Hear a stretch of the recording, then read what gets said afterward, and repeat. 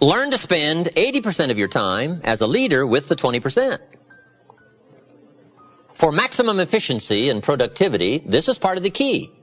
Since it's going to be 80-20, and there's plenty of examples to show that it's 80-20, not exactly, but fairly close. Ask the minister of the church, who picks up the tab here? And he'll say, probably, 20% of the people pick up 80% of the tab. I mean, this is called one of those things, okay? So what do? Well, you learn to work with it and not try to solve it. It's like trying to solve the seasons. You don't solve the seasons, you learn to work with the seasons. They're all set. And some of these things by history are all set. The key is to learn to work with the way it is set. So part of the key of leadership is learning to spend 80% of your time with the 20% because they're doing the 80%. We would call that good leadership sense. Now you say, well, how do you do that? Let me give you part of the answer in how to do that. Here it is. Spend individual time with the 20% and group time with the 80%. This is part of the answer to leadership skills. However, guess who wants your individual time?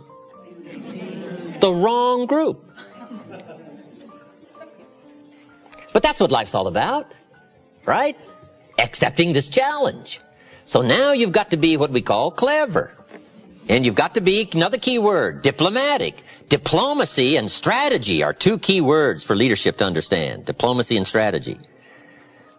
Here's part of the diplomacy. Mary comes and says, I've got a question. You say, Mary, bring your question Saturday morning. I'm going to meet with everybody and I'll cover it then. She says, okay.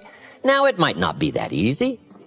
But if you start trying to put this in perspective now, groups, you can deal with the 80% by groups and you can talk to the 20% individual. Now the pull is in the opposite direction, and it always is. Gravity is the downward pull. Life is the struggle in the opposite direction of gravity. It's downward pull.